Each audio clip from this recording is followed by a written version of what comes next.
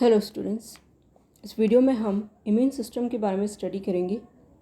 Immune system हमारी body का वो सिस्टम है जो हमें फॉरेन ऑर्गेनिजम्स, कोई पैथोजन या फॉरेन सब्सटेंसेस के अगेंस्ट एक प्रोटेक्शन प्रोवाइड करता है, एक तरह का रेजिस्टेंस प्रोवाइड करता है और हमें इन्फेक्शन से बचाव देता है। इस सिस्टम में कई तरह के सेल्स, टिश्यूज़ और ऑर्गन्स इंक्लूड किए जाते हैं जो कि मिलके हमारी बॉडी को प्रोटेक्शन प्रोवाइड करते हैं फॉरेन एजेंट्स के अगेंस्ट। तो ये जो इम्यूनिटी है या इम्यून सिस्टम है, इसे हम दो कैटेगरीज़ में डिवाइड कर सकते हैं, इन्नेट और एडेप्टिव इम्यूनिटी। इन्नेट इम्यूनिटी या नेटिव या नेचुरल इम्यूनिटी जो है वो जीवों में सिंस बर्थ यानी जन्म से ही प्रेजेंट होती है और ये एक्चुअली एक तरह से नॉन स्पेसिफिक प्रोटेक्शन है, यानी कि हर एक फॉरेन मॉलिक्यूल या हर एक फॉरेन एजेंट या पैथोजन के अगेंस्ट काम करती है, यानी इसका कोई स्पेसिफिक वे नहीं है, सेम तरह से ऑपरेट करती है और ऑलमोस्ट सभी तरह की एजेंट्स के अगेंस्ट ही ऑपरेट करती है, किसी प्रकार की स्पेसिफिसिटी शो नहीं करती। फर्स्ट लाइन ऑफ डिफेंस भी आप इसे बुला सकते हैं, क्योंकि इसके अंदर जो हमारी बॉडी की फिज़िकल बैरियर्स, जो सबसे पहले कोई भी फॉरेन एजेंट या पैथोजन इनकाउंटर करता है, वो सब इंक्लूड किए जाते हैं। ये रेस्पॉन्स जो है बर्थ के साथ ही फंक्शनल हो जाता है और इसकी कोई अपनी मेमोरी नहीं होती, यानी ये मेमोरी बेस्ड इम्यूनिटी नहीं है, इसलिए इसे हम नेचुरल इम्यूनिटी या नेटिव इम्यूनिटी भी कहते हैं, जो सिंस बर्थ प्रेजेंट है। अगर इसके एलिमेंट्स की हम बात करें, कंपोनेंट्स की बात करें, तो इसमें सबसे पहले आते हैं फिज़िकल बैरियर्स, यानी कि जैसे स्किन है या म्यूकस मेम्ब्रेन है। म्यूकस मेम्ब्रेन जो इंटरनली कई ट्रैक्ट्स को लाइन करती है। स्किन एक तरह का एक फ़िज़िकल बैरियर बना रही है, भौतिक बैरियर बना रही है, जो कि किसी भी प्रकार के फॉरेन एजेंट को हमारी बॉडी में सीधे एंटर करने से रोकती है। तो ये फर्स्ट लाइन ऑफ डिफेंस है माइक्रो ऑर्गेनिजम्स के अगेंस्ट। तो जनरली माइक्रो ऑर्गेनिजम्स, अगर आपकी स्किन डैमेज नहीं है तो आपकी बॉडी में जो है एंटर नहीं कर पाते हैं स्किन की वजह से। स्किन के अलावा भी कई ऐसे सिक्रीशंस जो कि स्किन में मौजूद ग्लैंड्स प्रोड्यूस करते हैं, फॉर एग्जांपल स्वेट ग्लैंड्स जो स्वेट प्रोड्यूस कर रहे हैं, या सेबेशियस सिक्रीशंस हैं, ये सिक्रीशंस भी माइक्रो ऑर्गेनिजम्स के अगेंस्ट एक प्रोटेक्शन प्रोवाइड करते हैं। इसके अलावा कुछ ऐसे एंजाइम्स जो कि कुछ और बॉडी सिक्रीशंस में प्रेजेंट होते हैं, जैसे कि टीयर्स में लाइसोजाइम का प्रेजेंट होना, ये भी ज़्यादातर माइक्रो ऑर्गेनिजम्स की ग्रोथ को प्रोहिबिट करते हैं। म्यूकस मेम्ब्रेन की बात करें तो म्यूकस मेम्ब्रेन रेस्पिरेटरी ट्रैक्ट को, गैस्ट्रोइंटेस्टाइनल ट्रैक्ट को लाइन करती हैं। ये म्यूकस मेम्ब्रेन्स लगातार म्यूकस का सिक्रीशन करती रहती हैं, जो म्यूकस माइक्रो ऑर्गेनिजम्स जो कि फॉरेन है आपकी बॉडी के लिए, उनको एंट्रैप करके रखता है और उन्हें हमारी बॉडी में और अंदर इन्वेड करने से रोकता है। एग्जाम्पल के लिए आपका जो रेस्पिरेटरी ट्रैक्ट है, स्पेशली ट्रैकिया में जो सीलिएटेड सूडो एपिथेलियम जो है प्रेजेंट होती है, जिसमें सेल्स सीलेटेड होते हैं, वो लगातार जो है म्यूकस सिक्रीट करते रहते हैं, और जो भी म्यूकस के साथ में डस्ट पार्टिकल्स और उनमें माइक्रो ऑर्गेनिजम्स एंट्रैप होते हैं, उसे सीलिया मूवमेंट के जरिए आपके रेस्पिरेटरी ट्रैक्ट से बाहर की ओर, ऊपर की ओर उसे जो है धक्का देते रहते हैं। तो इस प्रकार माइक्रो ऑर्गेनिजम्स जो है जनरली स्किन और इन म्यूकस मेम्ब्रेन्स जैसे बैरियर्स को क्रॉस नहीं कर पाते हैं, लेकिन अगर क्रॉस कर भी लेते हैं तो अंदर जो आपकी बॉडी फ्लूइड है, ब्लड है, सीरम है, उसमें भी कुछ ऐसे कंपोनेंट्स हैं इन्नेट इम्यूनिटी के जो कि उन्हें रिकॉग्नाइज करके डिस्ट्रॉय कर सकते हैं। इसी में आते हैं आपके केमिकल मीडिएटर्स। कई ऐसे केमिकल्स हैं जो कि बॉडी में, फ्लूइड में, ब्लड या सीरम में प्रेजेंट होते हैं। इसमें आते हैं आपके कॉम्प्लीमेंट प्रोटीन्स हैं, साइटोकाइंस हैं, एंजाइम्स हैं, जैसे कि लाइसोजाइम। कॉम्प्लीमेंट प्रोटीन्स की बात करें, कॉम्प्लीमेंट प्रोटीन सीरम में मौजूद होते हैं। ये सॉल्युबल प्रोटीन्स या ग्लाइकोप्रोटीन्स हैं जिनको लिवर सिंथेसाइज करता है। इनकी संख्या करीब 30 के करीब होती है। वैसे इनका नाम कॉम्प्लीमेंट इसलिए रखा गया क्योंकि ये एंटीबॉडीज़ के एक्शन को कॉम्प्लीमेंट करते हैं, उसे एक तरह से बढ़ा देते हैं। ये एक तरह के इन्नेट और अडेप्टिव इम्यूनिटी दोनों के बीच में ब्रिज का काम करते हैं और इम्यून कॉम्प्लेक्सेस यानी जब एंटीजन एंटीबॉडीज़ आपस में कॉम्प्लेक्सेस फॉर्म करते हैं उनको रिमूव करने में हेल्प करते हैं। इसके अलावा ये जो है पैथोजेनिक ऑर्गेनिजम्स, जो भी पैथोजेंस हैं उनकी मेम्ब्रेन को जो है डिस्ट्रॉय करके भी उनको हमारी बॉडी से ख़त्म करने का काम करते हैं। तो इनके कई फंक्शंस होते हैं। साइटोकाइंस की बात करें तो साइटोकाइंस लो मॉलिक्यूलर वेट ऐसे प्रोटीन या ग्लाइकोप्रोटीन हैं जो कि जनरली एक सेल द्वारा रिलीज़ किए जाते हैं और ये इंटरसेलुलर मीडिएटर्स होते हैं, यानी सेल्स के बीच में संवाद या कम्युनिकेशन में एक तरह से हेल्प करते हैं। ये कई प्रकार के हो सकते हैं डिपेंडिंग कि किस सेल पॉपुलेशन के द्वारा सिक्रीट किए गए। एग्जाम्पल के लिए मोनोकाइंस, लिम्फोकाइंस, इंटरल्यूकिन्स, इंटरफेरॉन्स। साइटोकाइंस केवल इन्नेट ही नहीं, अडेप्टिव इम्यून रेस्पॉन्सेज में भी फंक्शन करते हैं। फॉर एग्जांपल इंटरफेरॉन्स जो साइटोकाइंस हैं वो जनरली जो है वायरस इन्फेक्शन के अगेंस्ट फंक्शनल होते हैं और एक तरह से जो भी सराउंडिंग सेल्स हैं उनमें एंटीवायरल स्टेट जो है एक तरह से इंड्यूस कर देते हैं, यानी वायरस के अगेंस्ट फंक्शन करते हैं। इसी तरह कीमोकाइंस होते हैं। कीमोकाइंस वो सॉल्युबल प्रोटीन्स हैं जो कि वाइट ब्लड सेल्स को कई बार अट्रैक्ट करने का काम करते हैं और उन्हें टिश्यूज़ में ब्लड स्ट्रीम से टिश्यूज़ में गाइड करते हैं, जहाँ पर आकर वो फिर पैथोजेंस या माइक्रो ऑर्गेनिजम्स जो कि इन्वेड कर गए अंदर तक टिश्यू में उनको डिस्ट्रक्ट कर सकें। इसके बाद हम बात करते हैं कुछ सेल्स की जो कि डिफेंस प्रोवाइड करते हैं, स्पेशली इन्नेट इम्यूनिटी में। इसमें कुछ स्पेशलाइज सेल्स आते हैं जैसे कि न्यूट्रोफिल्स हैं, मैक्रोफेजेस हैं, मोनोसाइट्स हैं, नेचुरल किलर सेल्स हैं।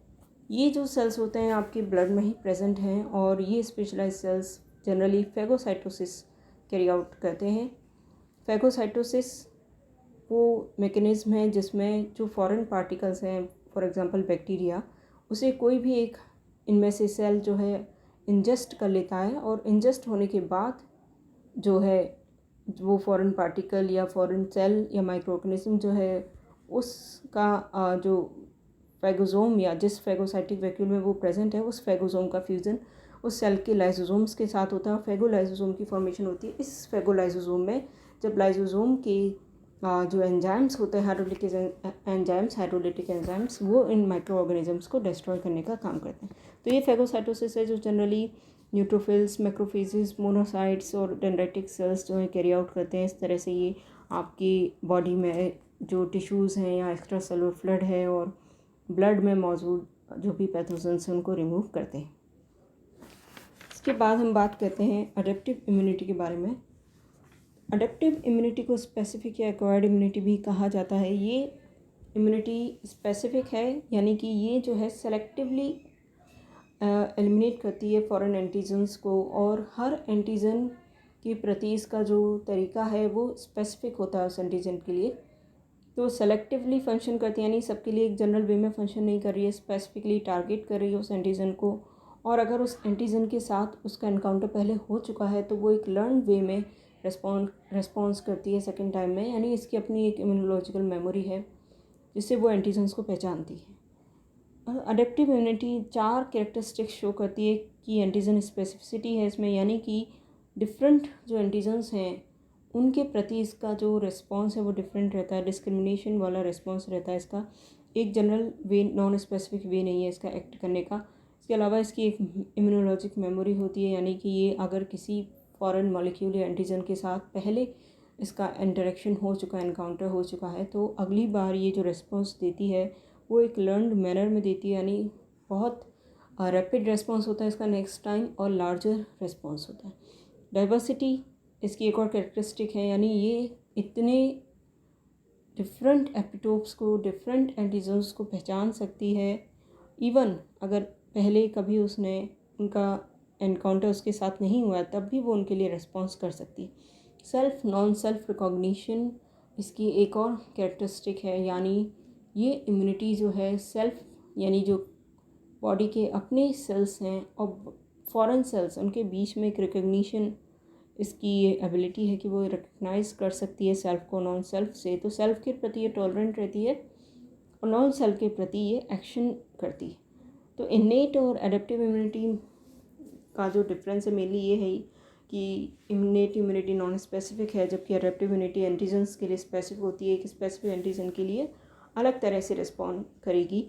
इन्नेट इम्यूनिटी एक तरह का रैपिड रिस्पॉन्स है आवर्स में ही इसके, क्योंकि जैसे ही पैथोजन जो है ह्यूमन बॉडी के या किसी जीव की बॉडी कॉन्टेक्ट में आता है, जो पहला जो फर्स्ट लाइन ऑफ डिफेंस वो एनकाउंटर करता है वो इन्नेट इम्यूनिटी ही है। तो ये काफ़ी रैपिड रिस्पॉन्स है, लेकिन अडेप्टिव इम्यूनिटी स्लोली रिस्पॉन्ड करती है, क्योंकि इसे कई दिन लगते हैं एंटीबॉडी सिंथेसाइज होने में।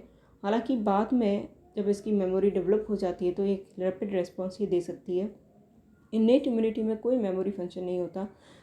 Innate immunity generally vertebrates, invertebrates में, क्योंकि स्किन, म्यूकस, ये सब कुछ इनमें पाया जा रहा है, तो सभी में एक तरह से पाई जा रही है। लेकिन अडेप्टिव इम्यूनिटी जॉर्ड वर्टिब्रेट्स का कैरेक्टर है। अडेप्टिव इम्यूनिटी को अगर हम क्लासिफाई करें तो एक्टिव अडेप्टिव इम्यूनिटी और पैसिव एक्टिव इम्यूनिटी में क्लासिफाई कर सकते हैं। अडेप्टिव इम्यूनिटी एक्टिव कब होती है? जब ये इम्यूनिटी नेचुरली पैथोजन के साथ एक्सपोजर से इंड्यूस की गई हो। यानी एक्टिव इम्यूनिटी वो इम्यूनिटी है जब पैथोजन के साथ बॉडी को पैथोजन के प्रति एक्सपोज किया गया है तब डेवलप होती है, यानी जब उस जो आपकी इम्यूनिटी है उसका एंटीजन के साथ में इनकाउंटर हुआ है। अब ये जो इनकाउंटर है हालांकि दो तरह से हो सकता है, नेचुरली और आर्टिफिशियली। यानी मान लीजिए आपको कोई डिजीज़ होता है तो उस डिज़ीज़ के जो माइक्रो ऑर्गेनिजम्स है अगर आपकी बॉडी में एंटर करते हैं तो उनके प्रति जो अडेप्टिव इम्यूनिटी रेस्पॉन्स दे रही है, इम्यूनिटी डेवलप होगी, वो एक्टिव इम्यूनिटी होगी।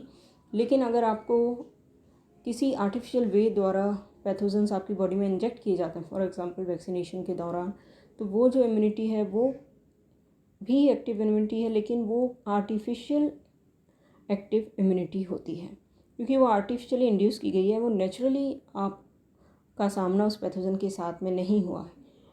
दूसरी तरह की जो इम्यूनिटी है वो है पैसिव इम्यूनिटी। पैसिव इम्यूनिटी जैसे नाम से पता चला है, इसमें जो आपका इम्यून सिस्टम है वो एंटीजन को एनकाउंटर नहीं करता, यानी उसका एक्सपोजर पैथोजन के साथ नहीं हुआ है। जस्ट आपकी बॉडी में जो उस एंटीजन के अगेंस्ट या उस पैथोजन के अगेंस्ट जो एंटीबॉडीज़ हैं या इम्यून सेल्स हैं उनको इंजेक्ट कर दिया गया है और आपकी बॉडी ने एक इम्यूनिटी डेवलप कर ली है विदाउट नेचुरल और real exposure to that antigen. तो वो जो इम्यूनिटी है वो पैसिव इम्यूनिटी कहलाएगी, क्योंकि वो पैसिवली डेवलप हुई है। उसमें कोई आपने सीधे आपने आपकी इम्यूनिटी आपके इम्यून सिस्टम ने उस एंटीजन का सामना नहीं किया है।